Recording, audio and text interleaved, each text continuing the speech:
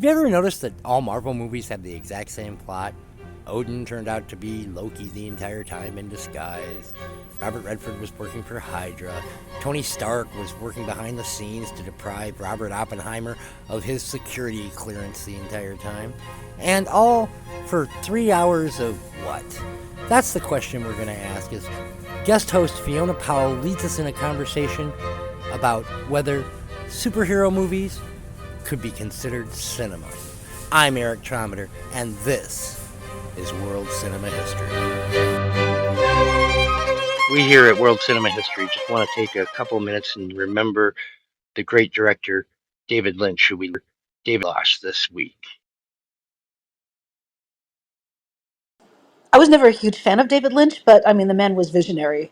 He had a very unique eye for filmmaking and told some incredibly unique stories. He was definitely someone who deserves to be remembered. 4 years ago for the website Film Inquiry, I wrote an essay for them about the transcendental meditation and how it affects the sound design of David Lynch's films. I attempted to reach out to David Lynch for an interview and got the nicest decline letter. But yeah, no, it was. I'm just so grateful he got to do that third season of Twin Peaks. Not that you ever expect closure from a David Lynch storyline, but it was just nice to see more episodes in that world with those characters. When I was in high school, when Twin Peaks came out, and I think I watched a lot of his films, and I felt as a young person I really didn't get it. And then as I grew into an old man, I realized there really isn't anything to get. You know, like I have my idiosyncratic quirks and a deep need for therapy, and so I could feel like I can kind of identify with a lot of what he was channeling through his films. Here's one to Dave. I think we didn't deserve to have someone like David Lynch. He's always been accused of making these vague, inaccessible movies. But on the other hand, what he did was he made that surreal, uncanny. I love the experience that David Lynch brought to cinema. That aspect of, he shared his dreams with us. He and he teach the audience how to watch with He gleams. would hate he would hate the nostalgia that Oh yeah, of he's been course, treated yeah. with. It He was would yeah, absolutely and despise that it. was a parody of nostalgia. Most of his movies are like the parody or like the satire, the irony of nostalgia. It's completely irrelevant whether I was a fan or not of David Lynch's work. He was a great man. The extraordinary thing and the wonderful thing about when a great man or a great person leaves us is that we can continue to discover him, and for generations will continue to discover him and revel or protest about everything he says. He's one of the people who encouraged me to take seriously the idea of meditation and to consider it as an artist. Like he was a evangelist for transcendental meditation.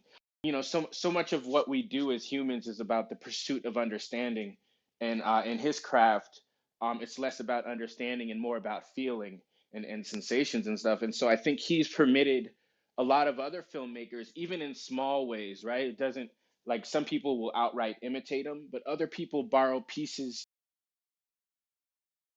When I heard the news of his passing, like it was really a very sad thing. His films are like has a huge impact.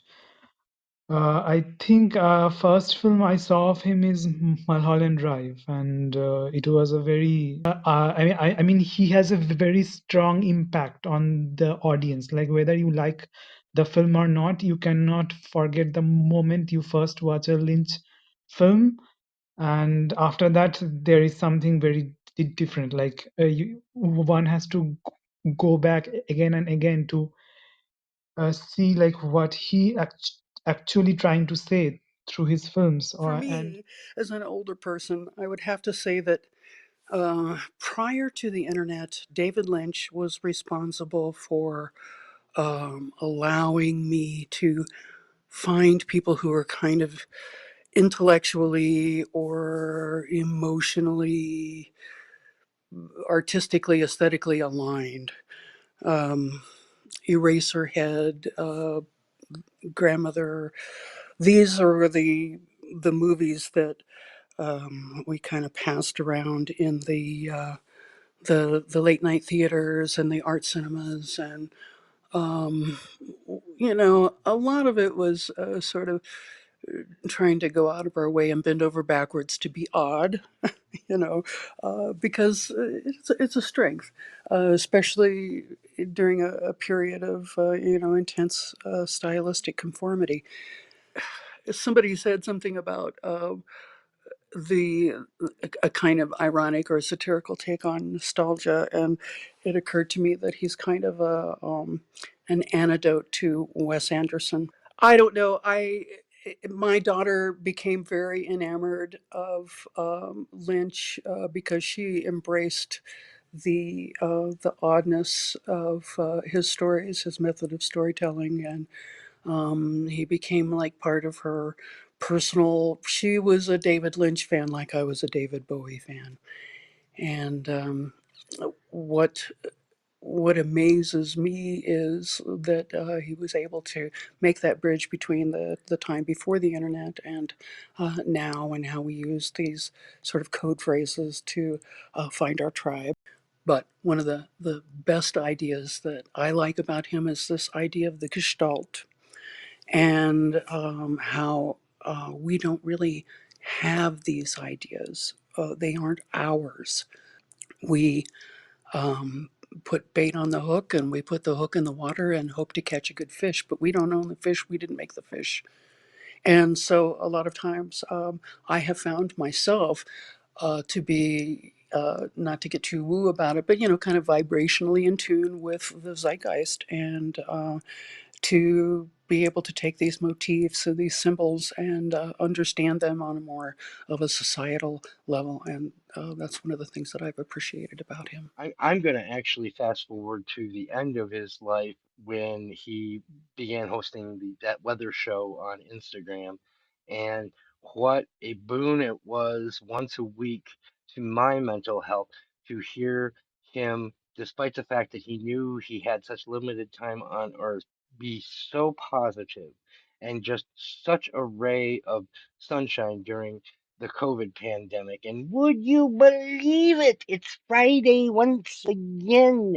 And I just think he did a ton of good for those of us who were watching him during the pandemic, because he kept reminding us that no matter how bad things were, things would be better.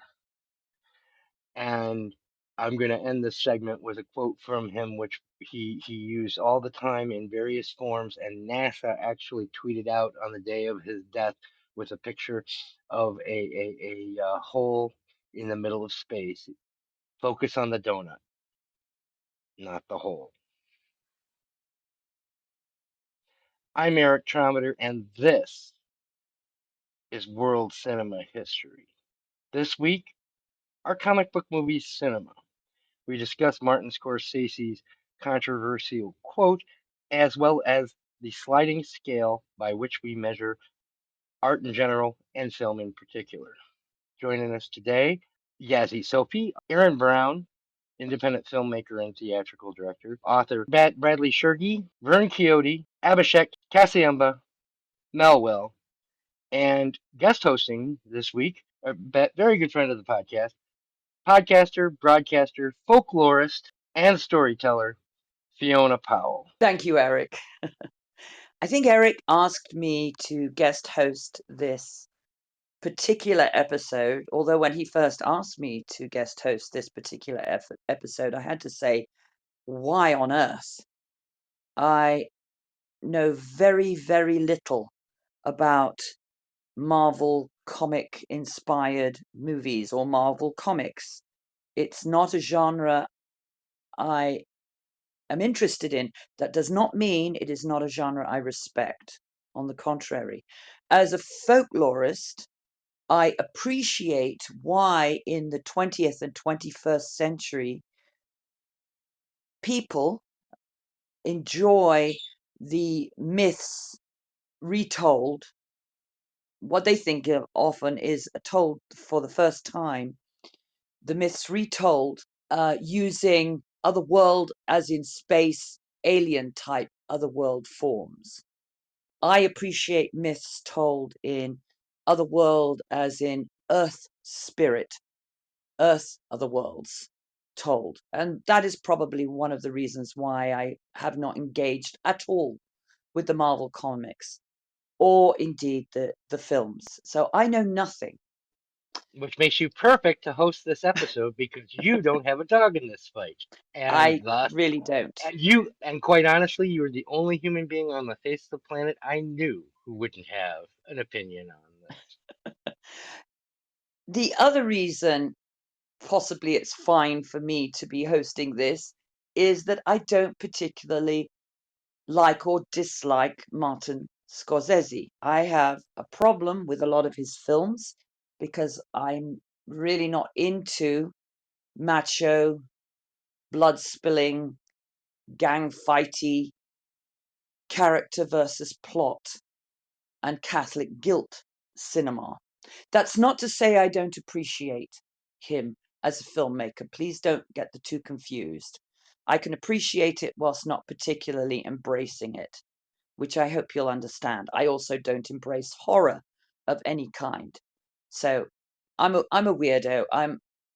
I'm straight here from the 19th century, so forgive me. But it does mean that you have the opportunity to convince me of either that Martin Scorsese was correct when he said this, Eric, if you wouldn't mind. In 2019, after Marvel's Avengers Endgame became the highest grossing film in history, renowned director Martin Scorsese was asked if he had had seen any of these superhero inspired movies. I tried, he replied, but that's not cinema.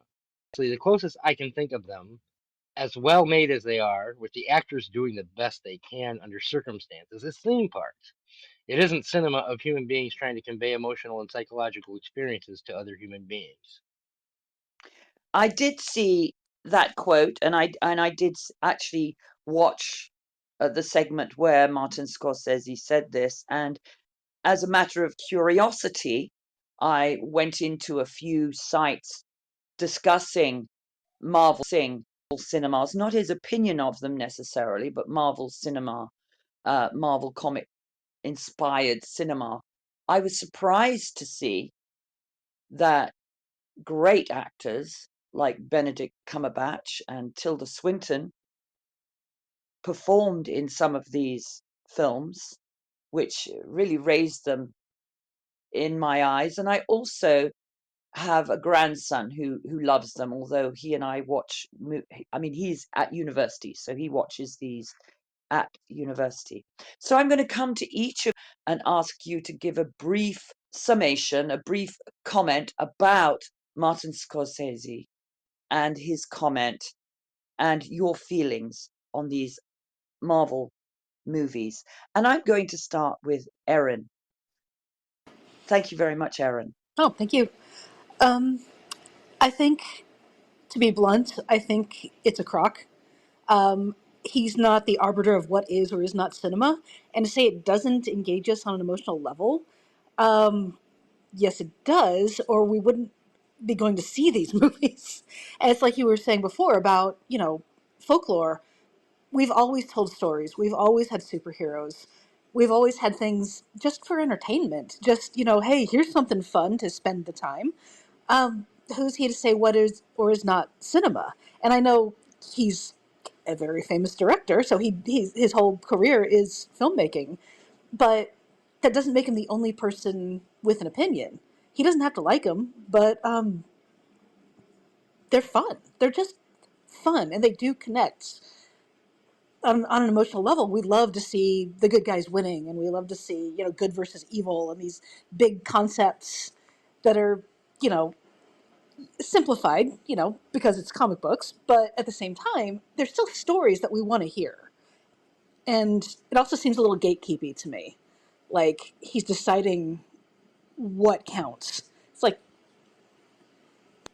but why?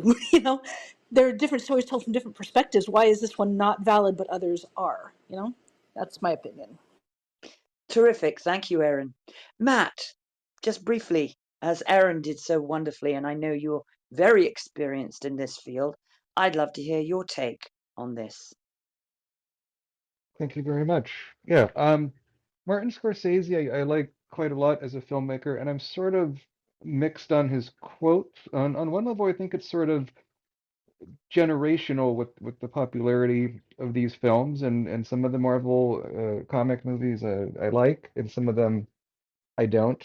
And there's certainly a lot of them, and they make a lot of money, which is why, or part of the reason why you have high profile actors doing them that you might not see otherwise. But recall, Marlon, although it's not Marvel, Marlon Brando was in Superman, the movie, and he was a pretty huge actor. So I'm a little bit mixed on it. If it's not to his taste, he's ultimately one person, and that's his opinion. Thank you, Matt. That was very succinct. I'm sure we'll hear a lot from you in a little bit. Vern, could I have your brief summation or opinion on this subject? Yeah, I would say it feels like Marty's got some sour grapes. Like I watched the film, his documentary that featured his mother and his father, the Italian American, and when he made this comment, the more I think about it, and it's been a few years, I think, since that article came out in Harper's, and it just feels like his mother took his comic books when he was a kid, and he kind of never recovered from the trauma or recovered. When I've been reading, and I have a collection of comic books from when I was a teenager in the 80s. And a lot of the films that are made, like the X-Men films and the Avenger films, were plots that started in the 80s in the comics. And I think, I've read a lot of Joseph Campbell and a lot of mythology. I have two teenage daughters, and when they were little children, I read to them a lot of Greek mythology. And if you read Campbell and you know things about mythology and you watch the Marvel films, or one of my favorite comic book movies is Akira, you can see, these things that play out in Shakespeare play out on the big screen for a mass audience. And so, I think, I don't know what Marty's issue. I think he was saying that it's kind of undermining the enterprise of small cinema or something. But, I think cinema is still here. It'll still be here in 100 years. Marvel isn't going to kill it. And I think the thing I see now is, having waited 40 years for the special effects to catch up, like they're here now. And so it's a much more visceral experience, for young people. And so, I think it's a little bit of cinema will win.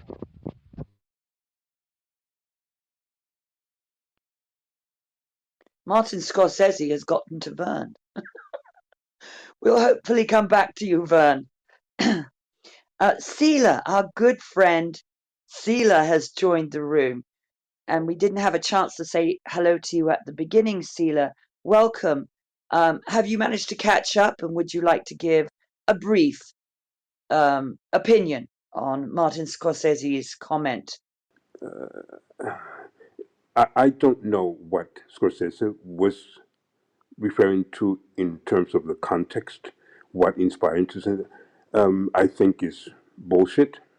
For me, as a great lover of Johann Sebastian Bach and Richard Wagner, I still admit that Tiptoe Through the Tulips by Tiny Tim is a great piece of music. So I don't see how anybody could just claim what music is or what cinema is. And for that reason, I've been thinking about that the last couple of days. Some Japanese material that I've seen, comics and different things. I see a clear difference between what I call cinema, but I cannot say that that is not cinema. I don't know enough to be able to tell you the difference. Well said, Sila. And I laughed because I also love Bach, and Tiptoe Through the Tulips is also art, so I'd agree with you there. All right, well, we'll go to Casiemba. Do you have an opinion on this? Martin Scorsese, it's like almost the exact answer I would expect him to say before he even opens his mouth, you know? So I think there's a bit of like I've always felt there's a bit of like there's this superficiality around like, you know, anyone being surprised by his response. I think the very reason he was asked the question is because they knew that the response would be such and could generate headlines and discussion. You know, and I do recognize there's the opposite response. I believe PTA was asked about comic book movies at one point, and his expression was more about like, you know, how come I don't get those opportunities? I would love to do one, you know? And so he was more engaged. And that was also kind of like the exact response I'd expect from PTA, right? So I'm not surprised or anything by the response from Scorsese. I know I'm not like that into him, but I know him well enough to know that he's not going out watching comic book movies. I just know that about him. And so I think one of the important things to just make clear that it's a taste thing. And if you know Scorsese's taste, you know he's not out watching the Hulk. And I also feel like there's a note beneath the note that doesn't get discussed, which is just this notion of the film business and how the market can become saturated by comic books and sequels and things like that. And if you're an artist who's been praised and celebrated throughout your career, and you've been allowed to put out your music, you can feel this kind of you can feel the walls closing in a bit on the type of cinema you make for American audiences. And a great example of this is Quentin Tarantino, maybe like a decade ago, when he wanted to release The Hateful Eight, and he had a deal on the table to release it and have a theatrical run out here in Hollywood at the ArcLight Dome, which has a historical significance. He had that deal on the table, and Disney, when Disney wanted to release The Force Awakens, and they wanted the dome, that his deal got pushed off the table. Um, and Tarantino, that was really offensive for Quentin Tarantino because they had already agreed on it or whatever. But in the essence of that is like this idea that, oh man, like these huge films that are largely about marketing, um, and saturating the market with kind of like sequels and comic books and things like that are pushing out, you know, the more auteur driven storytelling that some of these guys thought maybe they thought that they would always have an outlet, right? All these people want to show their films in the cinema, right? Scorsese, Tarantino.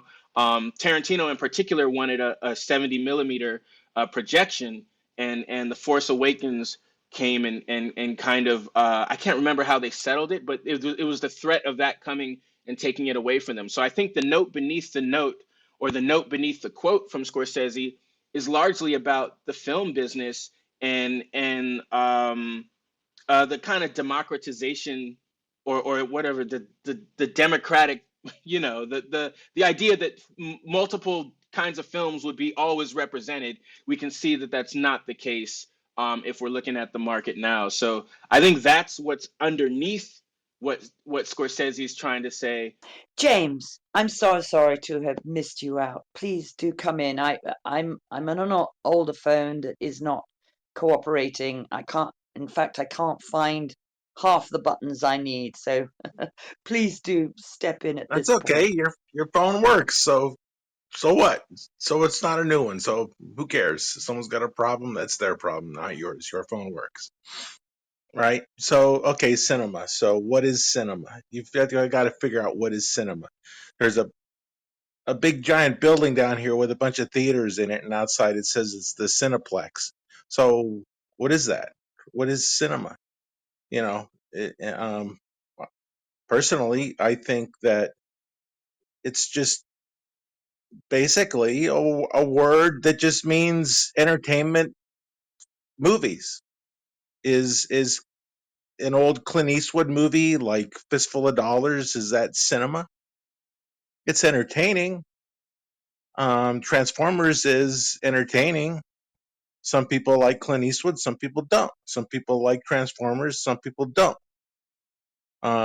If you're talking about a classic movie, which let's say The Godfathers is, or some people would say is not, but most people I think would say it is, or an old John Ford movie, which looks really good.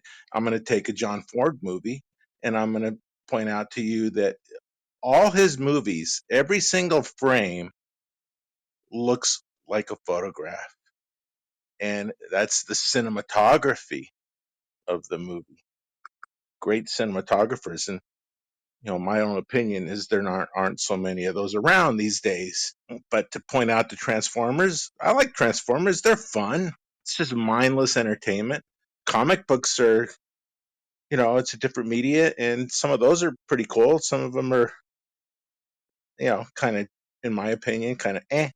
So, there's different things for different people. It's a big world. Buy what you like, don't buy what you don't like, and whatever rises to the top, whatever gets sold is going to make money. And, you know, sadly, in my opinion, the movies that Hollywood has been cranking out the last few years are not making money. So the public, the audience going public is saying, yeah, we don't like this. Stop making this because we don't like this. We're not going to spend our money. So are any of them actually any good? Yeah, there's stuff in there that's good. But overall, for the public, I think the public is saying, yeah, we're not going to go see your movies because box office is falling for a whole lot of various reasons. But if they were making a really, really good movie that people like Top Gun Maverick, which made money, then you'd see that. Thank you, James. Emma, is it Emma or is it Mr.? It's Mr. World. Mr. It's World. Mr.? Yeah, Mr. World. Would you like to say something? And welcome to the room. Yeah, I think the stages of cinema have changed over time, and I'm seeing that obviously cinematic comic books are coming back into world stage right now. But what I tend to see is like, what is cinema? What is entertainment? It's very subjective, right? Because one of my brothers enjoy the Marvel universe, while the other one finds it tedious, right? So we've got to find that angle of balance, right? And that's I think that's the main issue, where I think the majority might be just tired of this type of, you know, they want original stories, original context, and I think originality is falling short for studios making income. Thank you. Thank you very much, Mr. You have some good points there. I hope we'll hear more from you a little bit later. And Oliver. Great points. I love the room and I also love the conversation. This is a great conversation. I think two things can be right at the same time. As someone who works in the industry, and it seems like people here love the industry, everything kind of starts from a script. But movies went from being like cut on film and being edited, and then they technology moved where you can edit movies on Pro Tools and Avid, but you can add special effects into those movies. The story still hadn't changed, so we have two things working. We got technology and we have legacy, which is just content, and both of those things have merged now. I was going to make a different point, but I think the point I'm going to make now is I think how we view what we consider content has to change. I think we have to create theaters where comic book movies and sci-fi movies can be shown different than like a love story. We're watching all movies in the same kind of places, either at home or in cinemas. But when you think about it, a cinema hadn't changed in the last 30 years. It's a square room with a projector in the back and a screen in the front. And we've been ingesting all this content the same way. And I think it's kind of time where we split up, because I would want to go see a sci-fi movie or a comic book movie where you have water, the stage is moving. I would want to see that in that kind of theater. But I would want to see a more intimate movie in a smaller theater with better sound, but we don't have that. So I think two things can be right at the same time. I think how we view these needs to change because what is happening is we're viewing all these movies in the same cinemas. And it's kind of mixing up like what are we actually watching? And are we watching it in the right context in the right place? The same cinema, the same camera shouldn't be showing a sci-fi movie that's showing a love story. But we're forced to like view these movies in the same way. Oliver, that's a fantastic point. Um, we hope to hear from you in a little bit when we open up the discussion more. So please do stay on because I think you have some very important things to say. I'm going to go to Yazi now for her brief comment on Scorsese's statement about Marvel Yeah, cinema. And then we will yeah, open it up. For those of you who came in a little bit later, we will open up the discussion far more. And I know you have some very important things to say, Oliver, so please don't disappear. Yazi, yeah. So, off to you. thank you. So, Scorsese, we know that the man loves and breathed cinema. And he always talks about his experience of movie watching with his father and what drive dri like drove him to make cinema, and he calls like cinema this great art of 20th century. So I think what he's saying is not uh dismissing the Marvel movies, but he's showing his concern. He also says like in a follow-up interview that he says that it's not something, it isn't a new trend. Like it started in 60s and 70s when studios beginning to think about like to make more Disneyland uh, sort of experience for movie watchers, this theme park as he calls it, like the theme park movies. And he he puts it in this historical framework to tell that he is more concerned about this type of movies being made and taking away the attention and the budget from the other movies that for him have more artistic values. And he's not in any sort, as you said, ignoring the fact that these movies are have the technological achievement in these movies, the innovative visual effects, and their global appeal, or and of course it is. He's concerned about the fact that studios are kind of it's not the demand and supply. They uh, give us this. I mean, it comes from the supply. The studios are training us to go keep watching these formulaic kind of movies because they're profitable. They make money. So of course they like us to keep going. They put more marketing on them, and he calls them the algorithm driven content. And he says that we're living in this world that everything considers content. What is the difference between a movie, an artistic movie, art, and content? This, but he's not ignoring that they have this appeal, this escapism appeal, and they have this power to bring audiences to cinema. So he also explains like later that there is a difference between movie watchers and movie goers, and how important it is to go to movies, to support theaters, to have that experience of this commune experience, to be in cinema. And if right now it is being achieved by these big budget spectacle movies, so of course, he's not ignoring that, but his concern is that why there's no nuance, why there's no balance. There should be a balance, and that's what I think. Cinema as an art, not just a movie, kind of machine for making money for studio. So there should be more. I think he's looking for more depth in the genre, not dismissing or devaluing the genre. Thank you, Yazi. And finally, Eric. I was, from about 2019 until last year, one of the people who constantly would make fun of Martin Scorsese for this statement. You know, the grumpy old man, hey, you kids, get off my lawn. That was until Oscar night of last year when Miyazaki's great film, The Boy and the Heron, won Best Animated Film. I'm not, as most of the listeners from to the last 61 episodes know, not the hugest anime fan, but I just thought that it was an amazing piece of work, and the fact that the Academy acknowledged it moved me.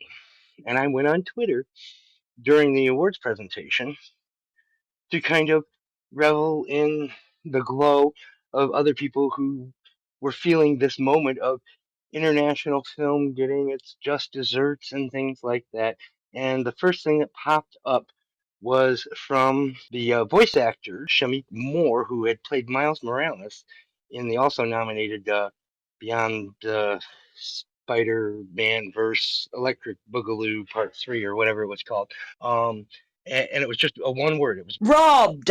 I opened up the comments because I was sure he was just going to be completely lambasted, and he was. And then after being made fun of, he came back with, "Oh, well, respect the winner. It's true. I'm definitely a sore loser, but we didn't lose.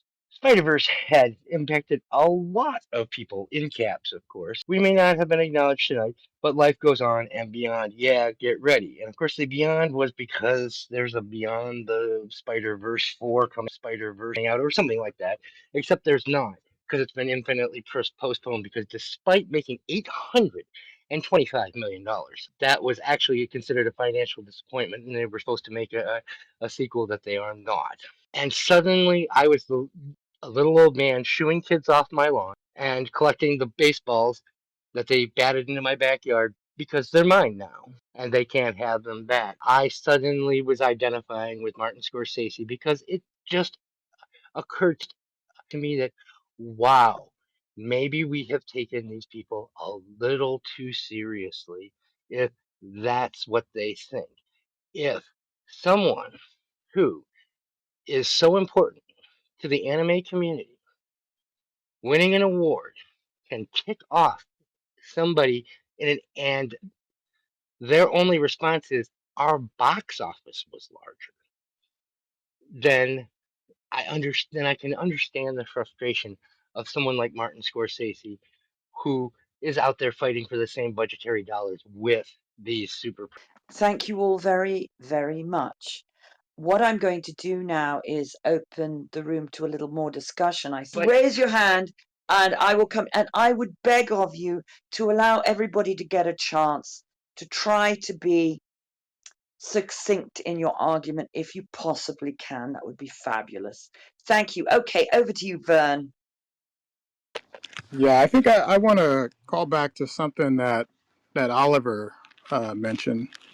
This sense that the uniformity of the experience. Like I'm very spoiled because I live in New York City, and we have the big megaplexes with the huge screens, and you can get the seats that have the 4D that kind of move and gyrate, and they spray. In the water scenes, they spray water on you, and like you can get that experience here in the city. And even I'm from central Pennsylvania, so there are theaters that have the same experience there.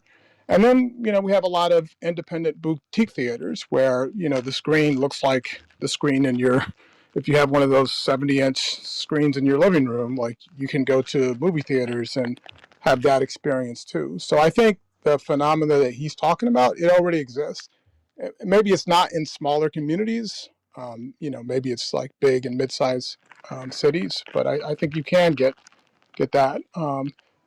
And then the other point I wanted to make is just I like, for me, when I watch movies, it's not about the lore, it's not about the director, it's not about how much money. For me, watching the film is in itself the thing that I go to the movies for, and so I'm not concerned about the business side, though I know if you make films like that is something you have to be concerned about. But again, living here in the city, like almost every major college or university has a film program, and they're thriving. And then there's all these little boutique cinemas that are all over the city, like little boutiques. You know, like I went to Metrograph last week, and it's thriving. You know, like young people. I went with my daughters, and I'm in my mid 50s, and you know, like whenever we go out to the movies, these small independent films, films from the 50s, 60s, 70s, 80s, you know, they're all doing, you know, pretty good business. And then the other thing is that Oliver talked about is just the technologies and the tool. It's so much cheaper to make these kind of films that, you know, young people who are my kids' ages, teenagers, they're being very experimental and they can produce films that look professional grade. And so I think over the next 5, 10, 15 years with AI technology being integrated, you're going to see a lot more innovation than we've ever experienced. And you don't have to have a big distributor to distribute your film. In fact, last night, I'm almost done. I watched a film Takeout, which is one of those Sean Baker joints. You know, probably made on a shoestring budget. It was brilliant. I gave it a, you know, masterpiece. I think there's enough for everybody. I think that Marvel tends to, you know, it's like a big sun, and it soaks up a lot of gravity in the solar system.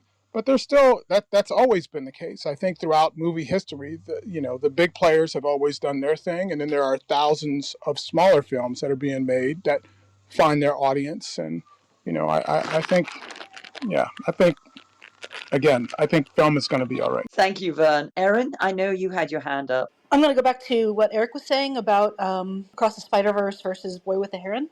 It's less about how much money that Spider-Verse made. There's a lot of representation in that film that needs to be remembered, and I think that plays into the reaction. Historically, a lot of, well, anything cinematic has been cishet white people, and when the character of Miles Morales was originally created, there was like an insane amount of racism around that. It's like, oh no, Spider-Man can't be black. It's like Spider-Man's entire body is covered in a bodysuit. You don't know what he looks like under there. And this was like an alternate universe Spider-Man. But having Miles Morales become a big deal, an actual canonical Marvel MCU character, that's representation. That's people can see themselves on screen when they hadn't been able to before. And same with Gwen Stacy potentially being a trans woman. You don't see a lot of trans folks, especially in big name movies. And it's kind of important to have that representation, to let people in marginalized communities be able to see themselves represented and be able to identify with these people. And I think that needs to be taken into consideration about when he said, you know, the film was robbed by not winning Best Animated Film. There's a lot more to it than just, you know, just the money that it brings in. So that's the point I'm trying to make there.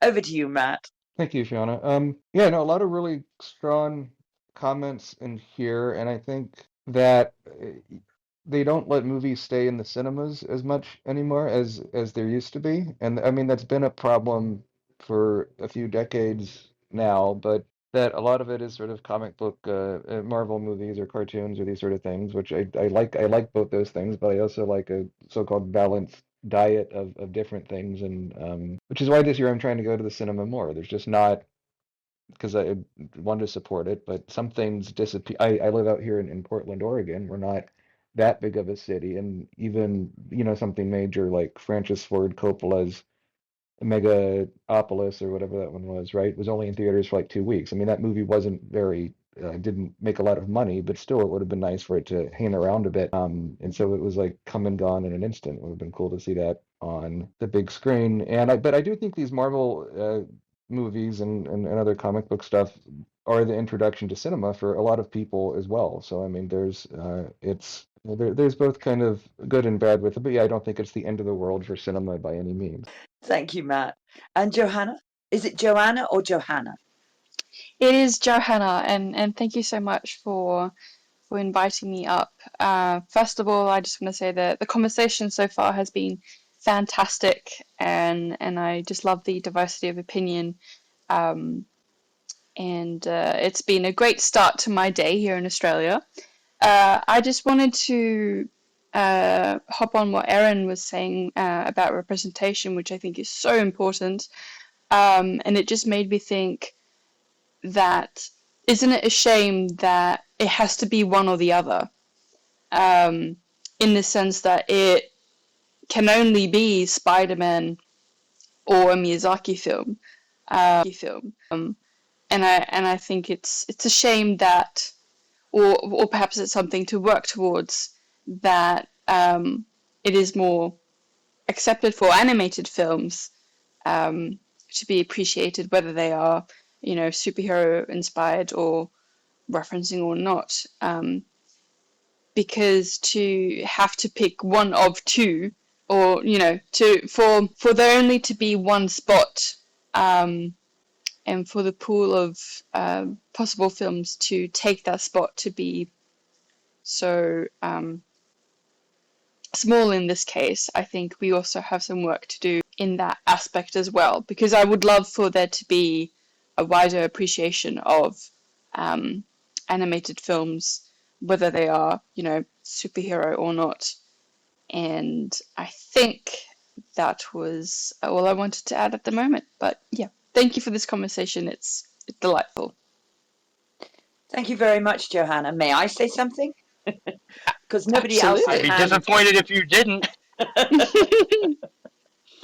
I'm speaking here as yes, I'm a cinema lover, but I'm more importantly than that. To me, is that I'm an artist myself. I'm a storyteller, and I'm a folklorist. And as a storyteller and folklorist, I am really on the bottom rung of attention. People often tell me that the work that I do is irrelevant until they find it relevant. I often spend more time trying to educate people into what storytelling and folklore is than in just going out and doing my work. And for me, cinema is a good film is a good film is a good film. My take when I heard what Martin Scorsese said was to go in and see what else he had to say. And I have to admit that although I admire his work, I don't necessarily like it but I admire his work. But then I was very dismayed to see that he had said that character is more important than plot. Well, the first thing I teach anyone when they come into my class to learn about storytelling, which I'm often teaching people who go on to become writers or who are writers who need to be able to hone their skills, is that character drives plot, but you've got to have plot. You've got to have plot. And the thing that I love about the idea of Marvel movies, I don't watch them myself, is that they seem to have plot. So I'm afraid I'm rather on the side, even though that chap said robbed. Well, I think what happened, Eric, there is that when you allow awards to get in the way, you get people behaving badly. That's been my experience throughout the whole thing. As soon as there's a gold something waving under their nose, then they start to behave badly. But that's how I feel at the moment. I'm not keen on what Scorsese.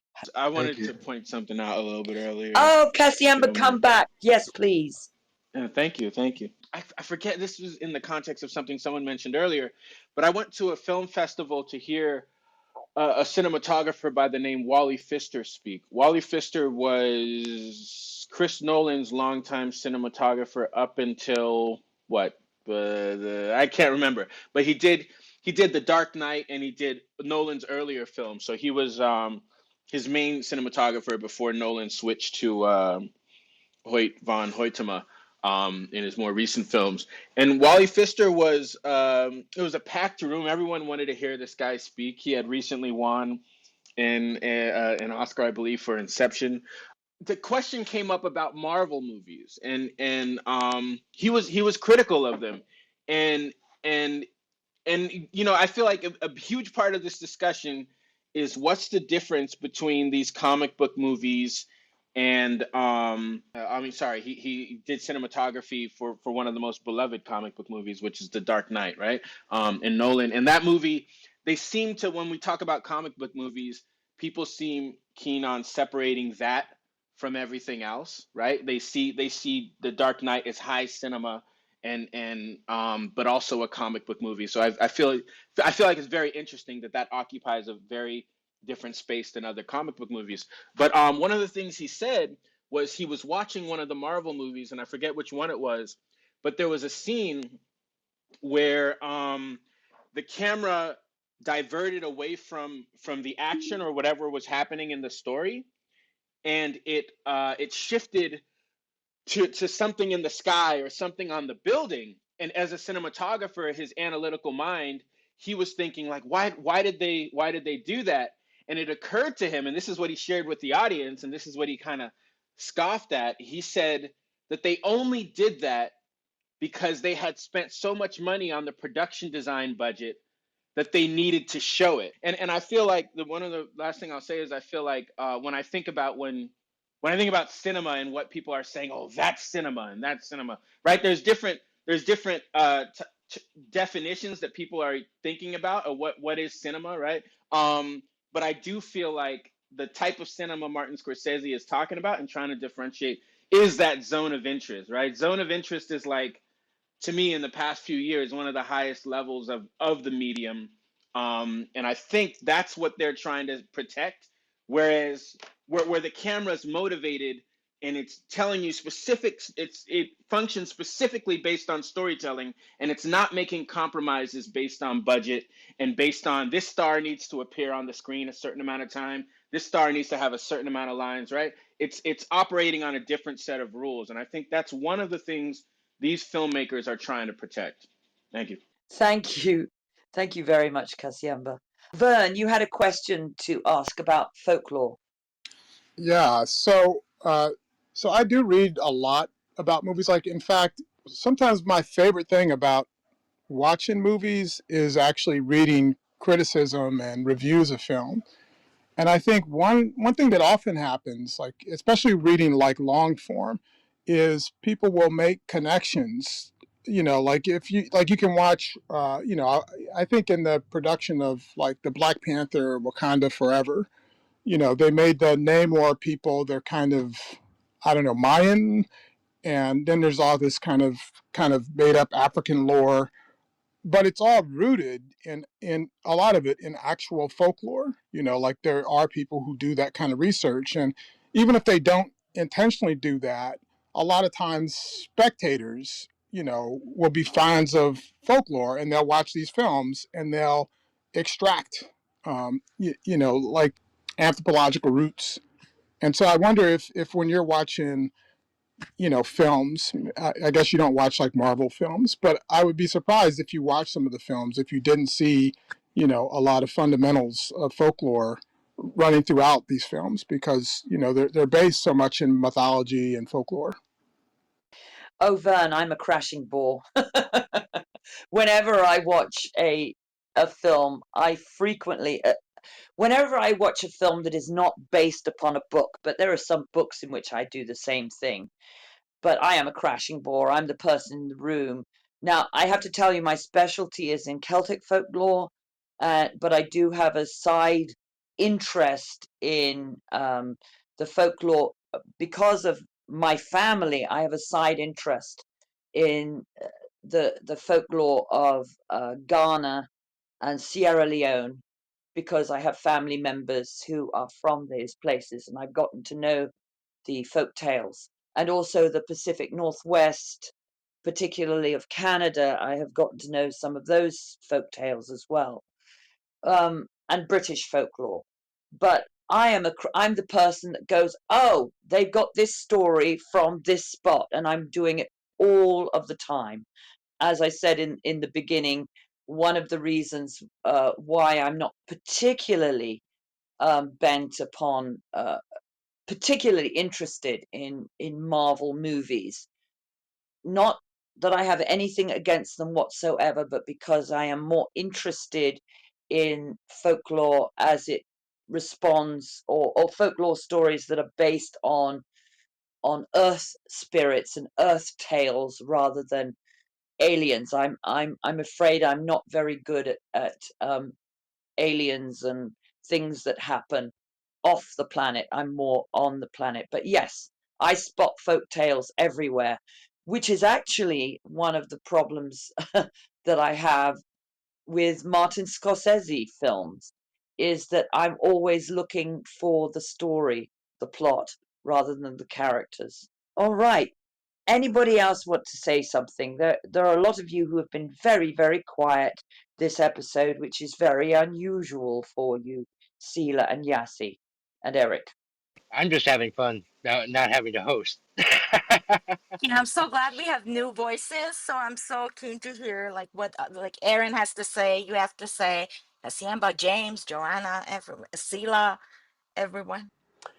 Well, I'll place a question on those who, there are many of you here, who know a lot more about the whole world of cinema than I do. I'm curious as to a an official difference between what is cinema and what is a movie. That's first off. And then I wanted to mention that when we talk about entertainment, when we talk about technology, where we watch a film or have the experience of watching a film, I I have difficulties with that angle of thinking because to me the first measurement or quantification of the art form is not how I perceive it, if it is electronically or with sticks or in a hanging from the Eiffel Tower or sitting in a subway station of New York City. For me, the hearing Tiny Tim singing, it doesn't make a difference where I listen to that. So for me, the value and the quantification and the artistry of making a film or making cinema, be it Ingmar Bergman or Scorsese, has nothing to do with me sitting on a sofa or in a motorcycle. So I don't know why the conversation has been in part about the the space where something is shown, if it is entertainment or not. The essence for me has always been what is Ingmar Bergman doing with the cinematography? What is he doing with the story? What is this film as an art piece doing on me?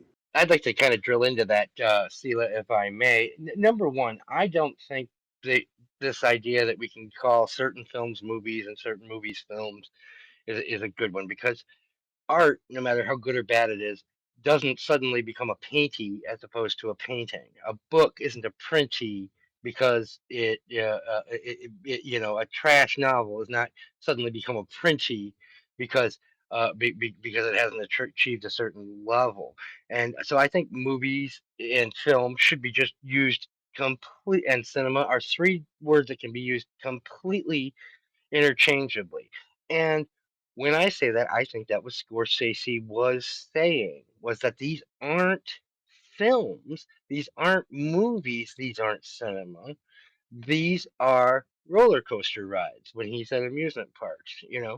Um, the other thing is, yes, the old westerns, great entertainments. We talk about the Three Stooges from James's point.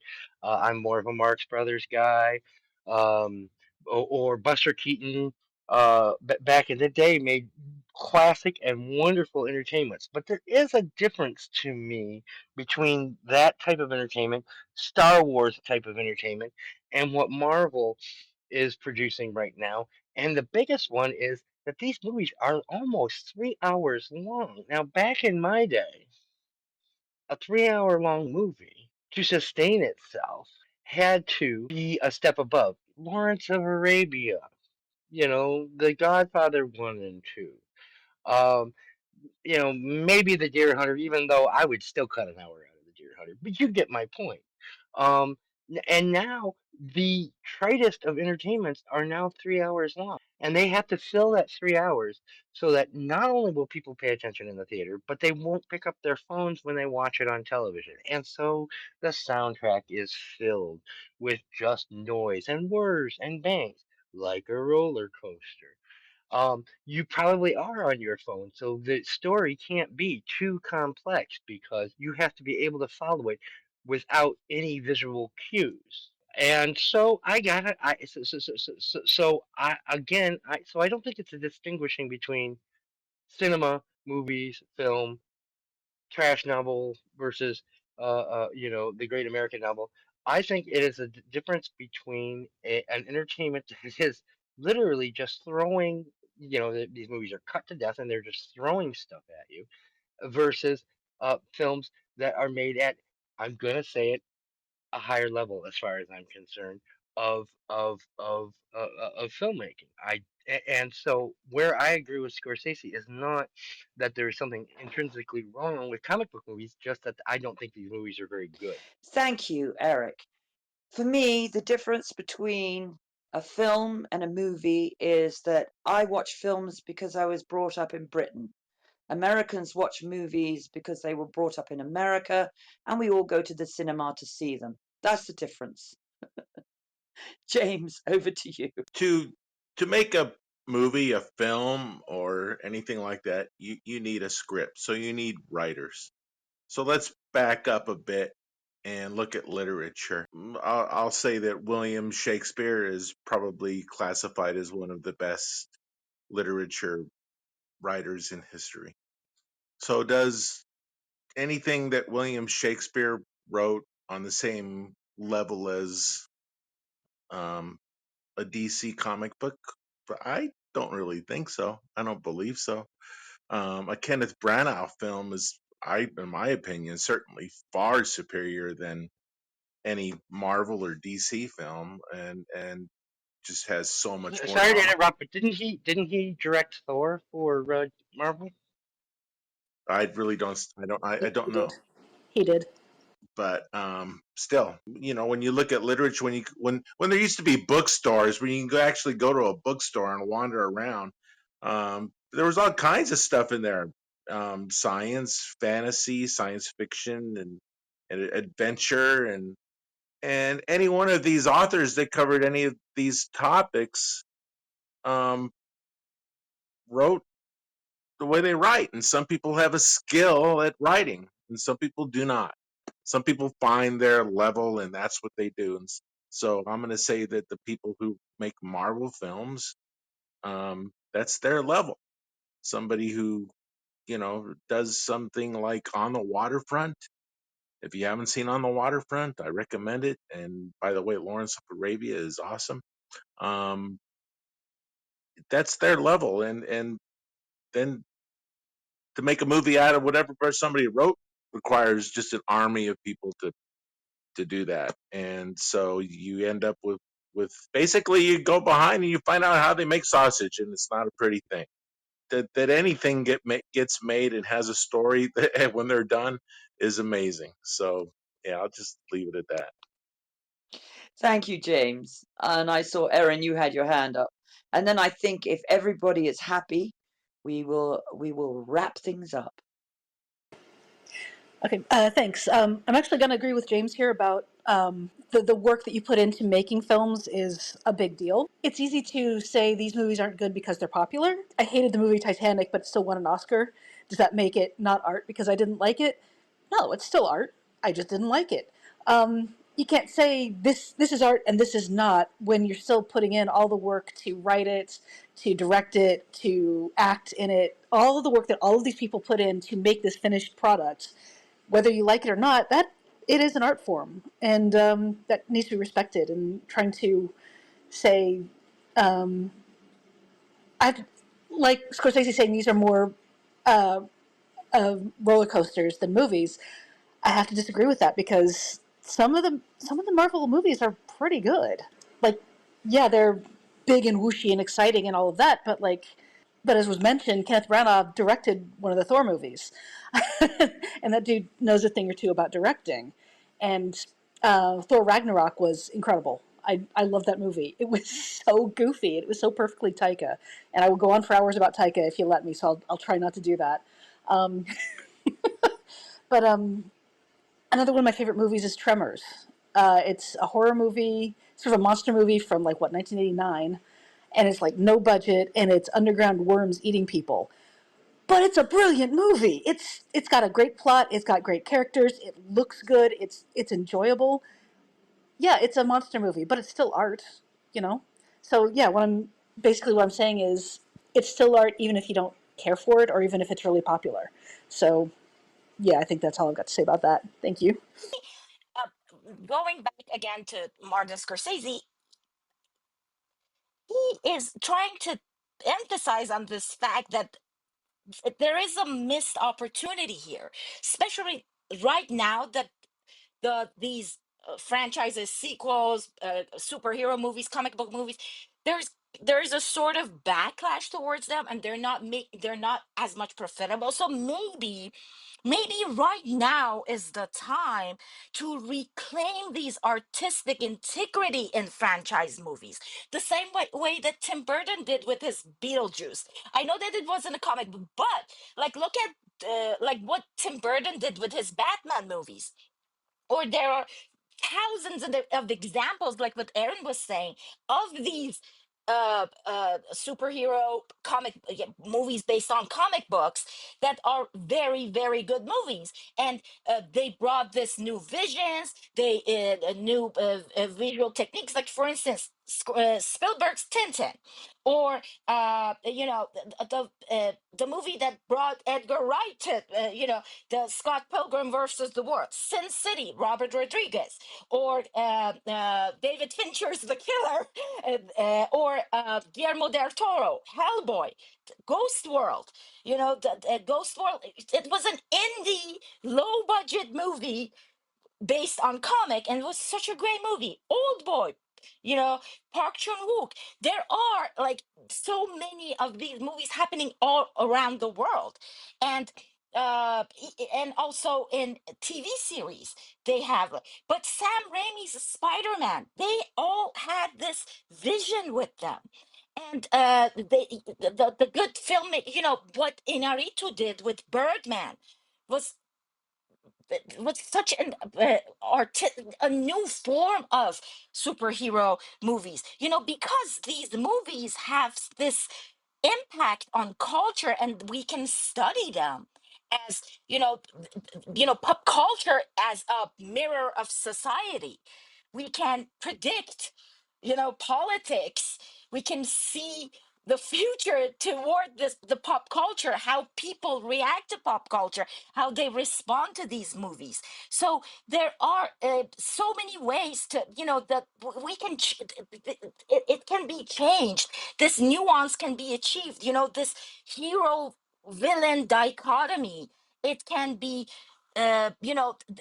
not so black and white. They can be the gray areas, or, as I said, like more focus on the long term cultural impact of these movies, instead of focusing of the office appeal, or, oh, look, right now, like, instead of this, turning them into this fast food formula type of movie. I think these were more f- in the concerns of Martin Scorsese. He wasn't in any shape of sort, because he says, and I said it before, he says that every story needs to be told, and every movie needs to be made and needs to be watched. We are being uh, kind of used to the supply that is given to us by the studios. So if that changes, if if there would be, if we are more, if we will be more accepting of the nuance in in this genre. I think we're gonna see more, just like as I said, Hellboy or Batman in 80s, early 90s, or as it's happening in other places in the world. Like Olivia Assayas recently made a superhero vampire movie in France, and Irma Vamp, and nobody's talking about it. So these are happening, and I think there is an opportunity here, and it should be taken right now. Thank you, Yasi. I know, Vern, you had your hand up. You had one final thing to say? Yeah, yeah, this is my parting comment. Well, maybe it'll be a couple. So, one, I think there's a couple of comic book movies that I didn't expect to watch and was really moved by. And one was like the original Black Panther film in the way that it galvanized like the Black community and it depicted something that historically happened, like in that conflict. It was as real, as reading COINTELPRO files. And then also Guardians of the Galaxy, like the way that franchise deals with like grief and trauma, especially the third one when we get Rocket's origin story, like those are real things. And I think Yasi, she's forced me to read some Kristeva, Power of Horror, which is about abjection, like pushing through the disgust. I think a lot of people have kind of this constructed sense of disgust about comic book movies, but there's a lot that's really happening if you watch these films and like give them a chance, and I think, you have to set aside your sense of disgust and like just go in and have like a real experience with it. And I think it does open. And I think, in 20 years, I think a lot, we'll reflect back on a lot of these comic book movies and we'll see that there were real things happening in them. So I think I had something else, but I'll leave it at that. Thank you very much, Vern, and thank you to all of you. I still have not decided, well, except that I have come to the conclusion that comic book movies are indeed cinema. They are indeed art. That doesn't mean I have to like them or I have to watch them. But I feel the same way about dear old Martin Scorsese. And for that, you'll just have to forgive me. Thank you very much to all of you. To Oliver, to Mr., to Avishek, to Johanna, James, Sila, Kasiemba, Yasi, Vern, Matt, and to our host. Did I mention you, Sila? I hope I did. And to our host, Eric, I'll leave you to have the final. You get 2 words, otherwise, you're doing all the editing, Eric. Bye bye. Thanks, everybody, and thank you, Fiona, for guest hosting for me. Like I said, you were the only person I knew who would come into this with a neutral vantage point, and you did a terrific job, which I knew you would because, of course, you're a pro. Next, we are going to be discussing next week the Tin Drum, based on the famous Gunter Grass novel. The week after that, we will be discussing Ralph Bakshi's Coonskin from 1975, a very controversial film about race relationships that was one of the early adult animated films from the same director who brought us Fritz the Cat. And then the following week, a project very near and dear to my heart. We are going to be comparing an adaptation from 1966 of James Joyce's Ulysses with a made for television adaptation called Bloom. We're going to be discussing James Joyce on film, and we're going to be comparing 2 different versions with Milo O'Shea playing Bloom versus Stephen Ray playing Bloom, and that will be in 3 weeks' time. Other than that, thank you everyone for being here. Thank you, Fiona, for hosting. Thank you, the entire audience, for being here. This is so much easier when we have people to talk to. And unless anybody has anything else, I will be closing this room in 5, 4, 3, 2, 1. Good night, everybody, and thank you very much. Thank you.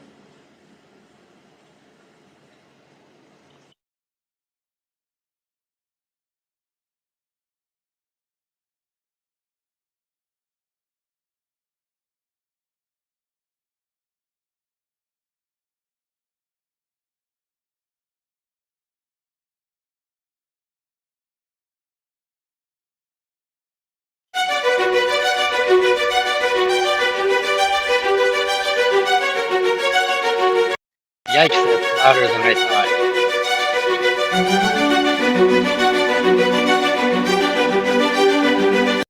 Never mind, that was much louder than I thought. Hey, Matt, how are you? Let me get you some admin Good. power.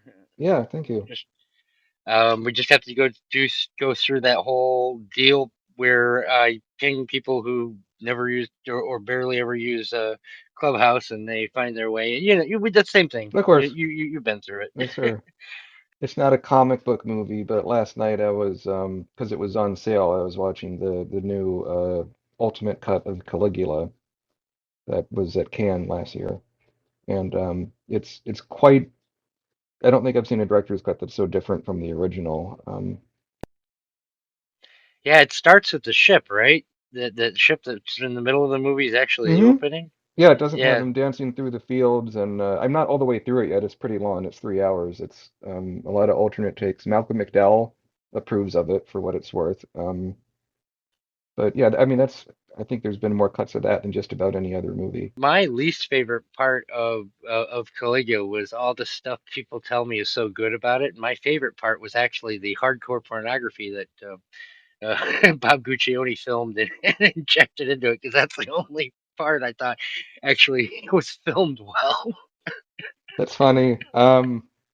It's been so long since I've seen the other versions, but anyhow, yeah. When Malcolm McDowell was a guest on the Gilbert Gottfried podcast, he said he's trying to develop a one-man show where he talks about what it was like working on Caligula, because it was like all these great British actors and kind of the end of an era and like a big studio picture. Um, so I hope that he gets to do a one-man show of that, because just a few of the stories that he shared on the podcast a few years ago were just insane.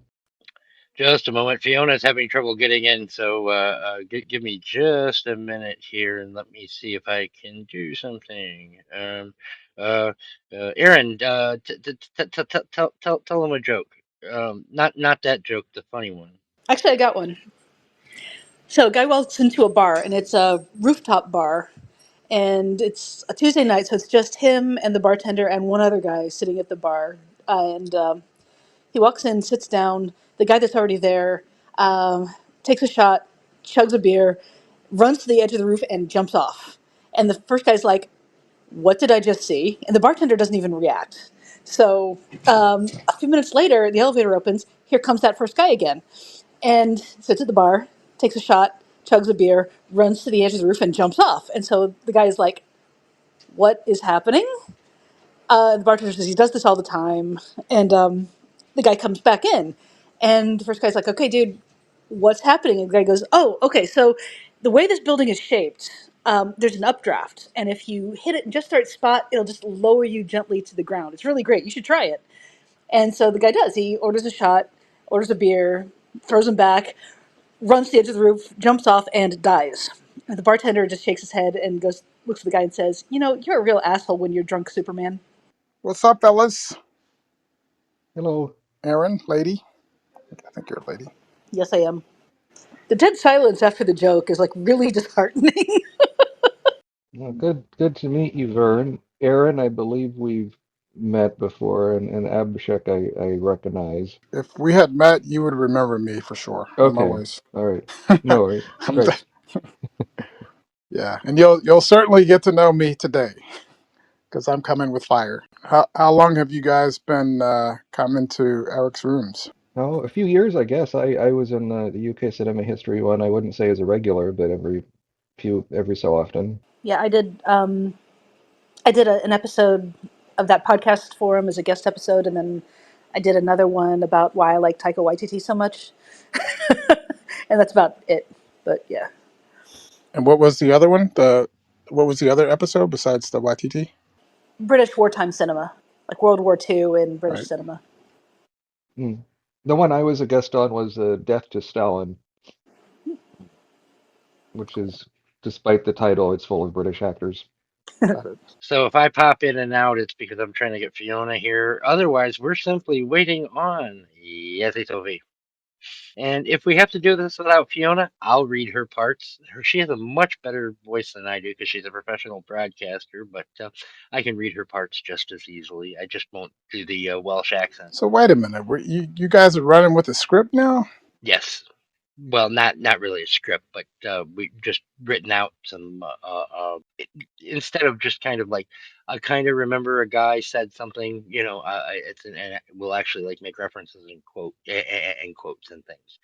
Got it. So I'm gonna perpetually be kind of remembering that I forgot, and we'll play what's that game? Charades. I'll give you guys clues, and you can help me fill in the bits.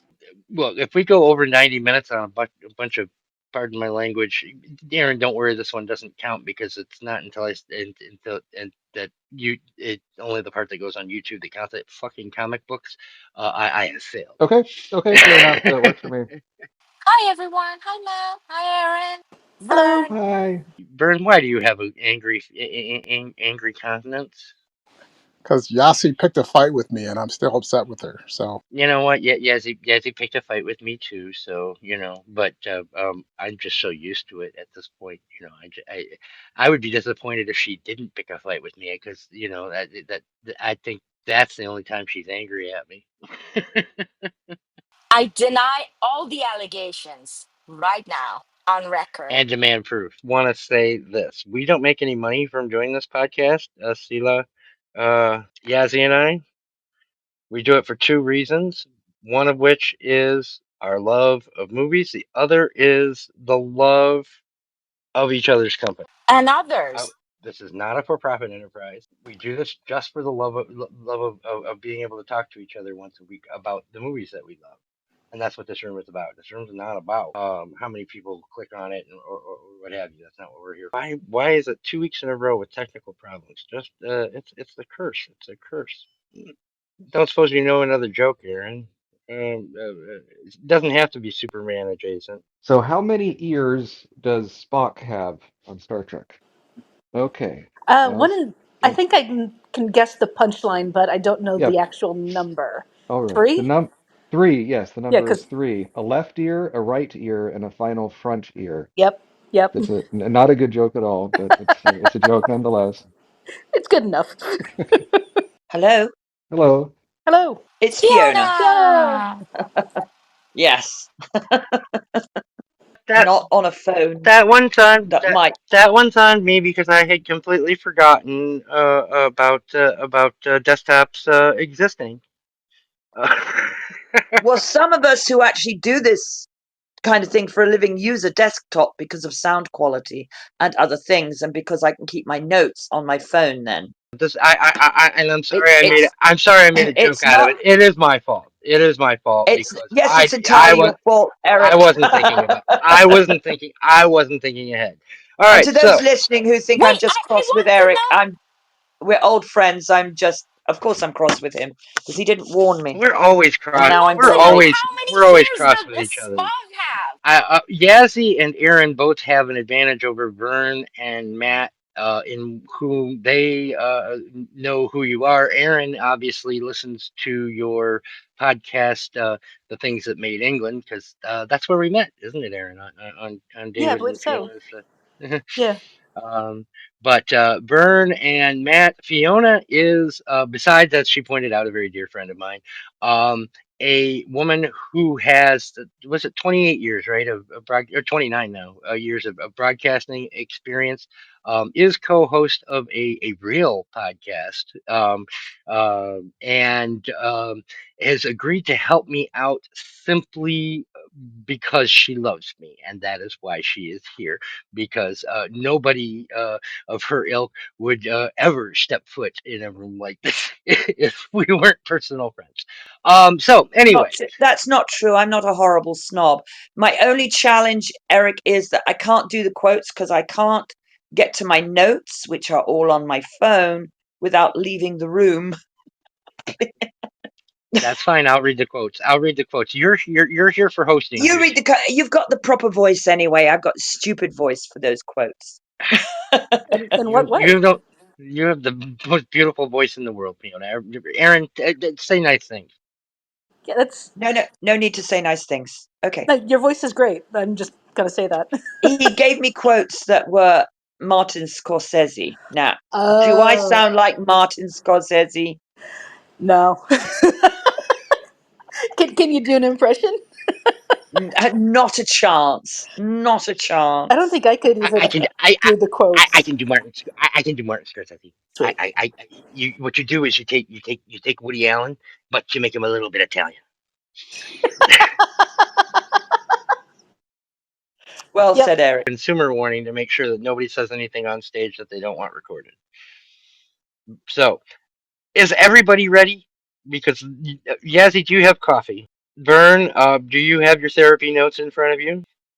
You know me, I just wing it every time. Yeah, preparation is for wusses. Matt, do you have your notes in front of you? And Erin, are you prepared? Yes. Yep, I'm good. Thank you. I think I'm good to go. I've got wings on my coffee and no notes at all. Al fresco. I love it. Okay.